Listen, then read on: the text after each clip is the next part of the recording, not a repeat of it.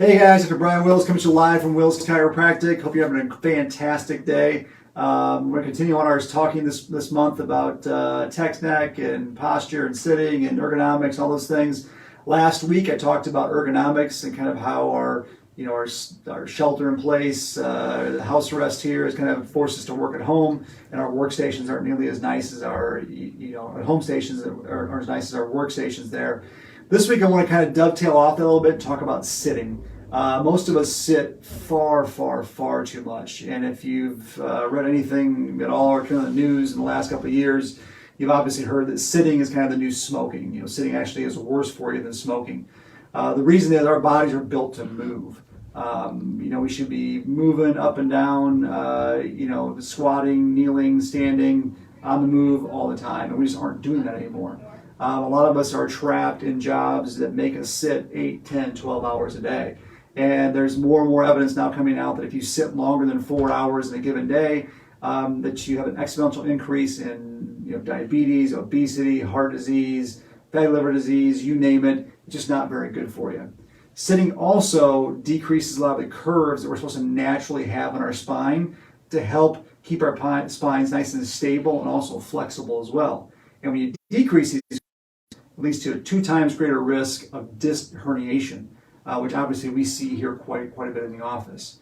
So obviously, if we can't avoid sitting, if our jobs are going to make us sit all the time because of the technology we have and computers, and even now that we're home all the time, we're watching more TV than we were watching before.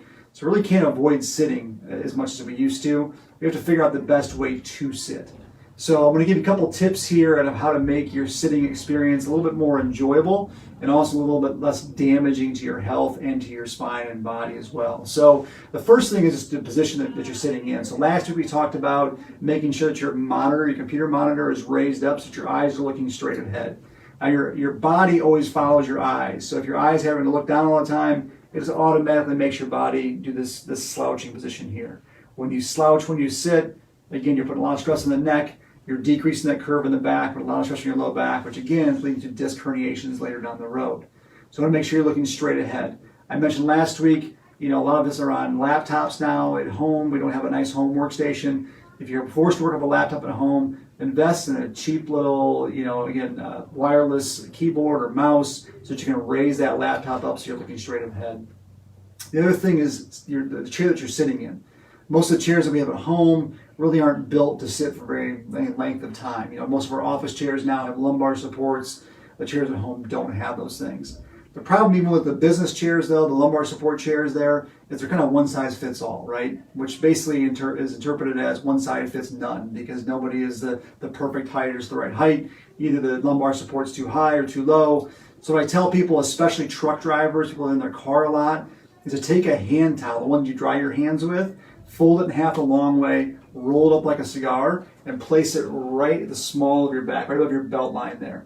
If you do that, it'll help keep that curve, that natural curve in your low back, so that your back doesn't become as fatigued. Again, you're not doing as much damage to the discs and the tissues around there, okay?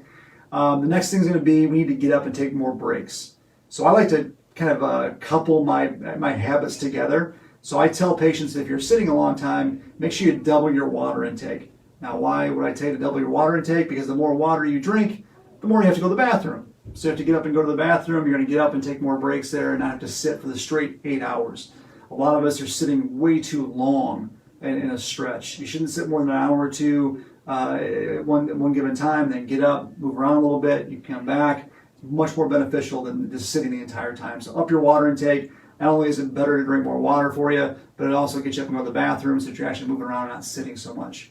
Obviously, a standing desk solves a lot of the sitting problems, and there's a lot of different companies out there that offer some great standing desks. So if you can get a standing desk for home or even for your business, make sure you can get one. The only caveat with that is if you've been used to sitting for 10 hours a day and then you buy a standing desk, please don't stand for 10 hours a day. Otherwise, your legs will never forgive you for quite some time. So kind of work your way into it. Don't stand the entire time right away just because your leg muscles will get sore. And the last tip I want to give you here real quickly is something I think is probably the most important thing, and that is when you sit, your hamstrings, the back part of your legs, start to shorten or contracture. Okay, they aren't as long as they should be.